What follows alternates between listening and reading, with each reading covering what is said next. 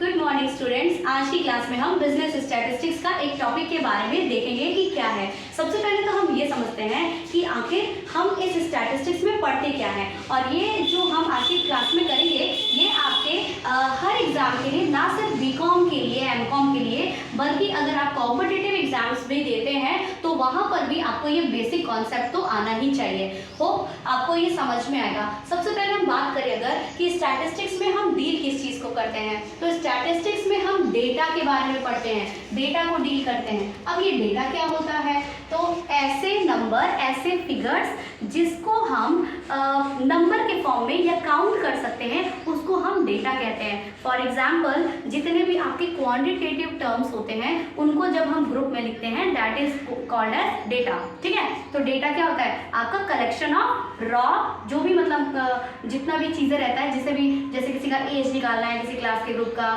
या फिर किसी का मार्क्स निकालना है, तो ये सारे जो है नंबर में काउंट कर सकते हैं। सो हम यहाँ पर उसी की बात करते हैं। और एक चीज़ ध्यान रखना है हमें कि स्टैटिस्टिक्स में हम क्वालिटी का नहीं डेटा निकालेंगे। जैसे कोई अच्छा है तो इंसान अच्छा, कितना अच्छा है, 10 अच्छा है, 9 अच्छा है, ऐसा तो नहीं होता ना। वहाँ पे तो होता है कम अच्छा है, ज़्यादा अच्छा है, ऐसा होता है ना। तो डेटा का मतलब जो भी आप काउंट कर सकते हैं, that is known as data.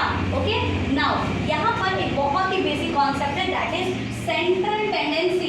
अब सेंट्रल टेंडेंसी क्या है, तो सेंट्रल टेंडेंसी को फाइंड आउट करने के लिए हम 3 चीज़ों को मिला करके हमारा सेंट्रल टेंडेंसी बनता है। वो है हमारा mean, median and mode. Okay, mean, median and mode. अगर हम बात करें तो मीन का मतलब होता है average. Mean is what, average, average या अरिथमेटिक मीन इसको कहते हैं। मीडियन, मीडियन का मतलब ऐसा जिस भी डेटा को हम अरेंज करेंगे एक असेंडिंग और डिसेंडिंग ऑर्डर में, देन उसका जो बीच वाला वैल्यू होता है उसको हम मीडियन कहते हैं, जो कि हम नेक्स्ट क्लास में कवर करेंगे।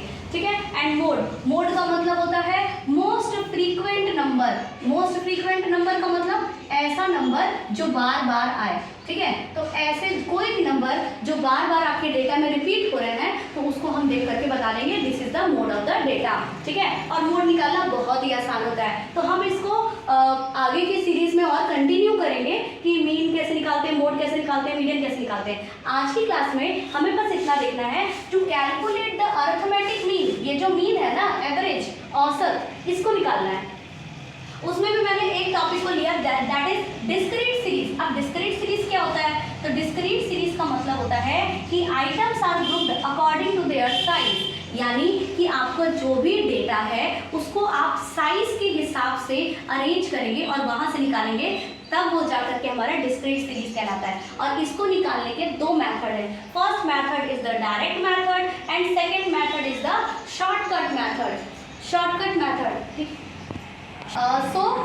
डिस्क्रीट सीरीज में हम डायरेक्ट मेथड के बारे में बात कर रहे थे। तो डिस्क्रीट सीरीज में हमारा डायरेक्ट मेथड क्या होता है, उसको हम एक फॉर्मूला के साथ समझेंगे। सबसे पहले तो हमको देखना है कि हमारा मीन फाइंड आउट करने का ये एक फॉर्मूला है, जो है क्या, हमारा डिस्क्रीट सीरीज का डायरेक्ट मेथड। और ये कैसे निकलता है, तो ये देखिए, इसको हम बोलते हैं x का बार। ठीक है, x का बार ये आपका रिप्रेजेंट करता है क्या, मीन को रिप्रेजेंट करता है। ये इसको क्या बोलते हैं, तो ये कहलाता है सिग्मा।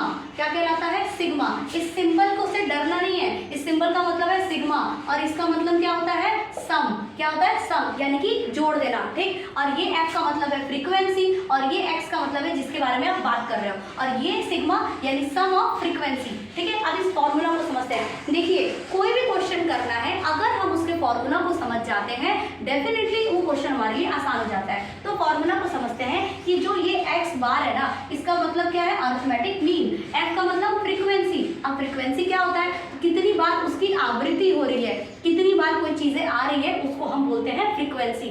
x का मतलब कंसर्न्ड वेरिएबल। अब वेरिएबल क्या होता है, ध्यान दीजिएगा, वेरिएबल का मतलब होता है जो चीजें चेंज हो जाए। ठीक है, जो चेंज हो जाए उसको हम बोलते हैं वेरिएबल।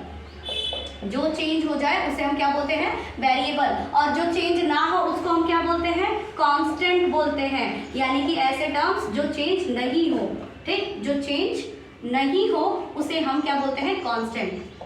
ठीक है, अब ध्यान दीजिएगा, कांस्टेंट कभी बदलते नहीं, वेरिएबल आपके बदल जाते हैं। तो यहाँ पर जो x है, या हम अल्फाबेट्स या मैथ्स में कोई भी x y z, या let this term be x, let this term be a b c d, जितने वो वेरिएबल्स कहलाते हैं। क्यों? क्योंकि वो चेंज हो जाते हैं। हमने उसको क्या किया, एज्यूम कर लिया, मान लिया, ठीक। लेकिन जो नंबर होता है, जैसे मान लीजिए मैंने आपको 10 रुपए दिए, तो ये 10 नंबर थोड़े चेंज हो जाएगा, तो ये आपका कांस्टेंट कहलाएगा। लेकिन मैंने आपको बोला, मैंने आपको ए रुपीस दिया, तो ए में तो कुछ भी हो सकता है, 10 रुपए भी हो सकता है, 1 रुपए भी हो सकता है, 100 रुपए भी हो सकता है, तो वो वेरिएबल कहलाता है। क्लियर है? तो यहाँ पर एक्स का मतलब कंसर्न वेरिएबल, यानी कि जिस चीज के बारे में आप बात कर रहे हो वो चीज हम यहाँ पे लिखेंगे। और सिग्मा एफ का मतलब होता है टोटल फ्रीक्वेंसी, टोटल फ्रीक्वेंसी के बारे में कहते हैं। तो अगर बस हमारे को क्या करना होगा, इसको सॉल्व करना होगा, हम डायरेक्टली क्या करेंगे, क्वेश्चन में जो भी गिवन है आप यहाँ पर कॉलम बनाएंगे, और कॉलम बनाने के बाद यहाँ पर लिखेंगे एक्स यानी कि कंसर्न वेरिएबल, यहाँ पे लिखेंगे एफ यानी कि फ्रीक्वेंसी, और यहाँ पर आप लिखेंगे एफ एक्स। क्या लिखेंगे? एफ एक्स,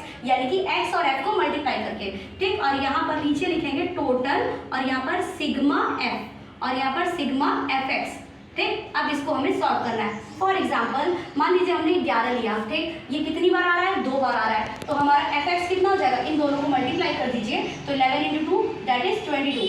फिर हमारा कोई नंबर है 10 है, ठीक। 10 कितनी बार आ रहा है? 3 बार आ रहा है, तो हमने कितना कर दिया, 10 3 = 30, ठीक। फिर उसके बाद कोई नंबर है 15 है, ये कितनी बार आ रहा है? 4 टाइम्स आ रहा है, तो 15 4 का कितना होता है? 60 हो जाता है, ठीक। समझ में आ रहा है ना? एफ एक्स कैसे निकालते हैं, इन दोनों को मल्टीप्लाई करके एफ एक्स आता है। नाउ यहाँ पर मैंने लिखा सिग्मा एफ, यानी कि टोटल हमें करना है इसका। टोटल जब करेंगे तो कितना होगा सिग्मा एफ? सिग्मा एफ कितना होगा बताइए?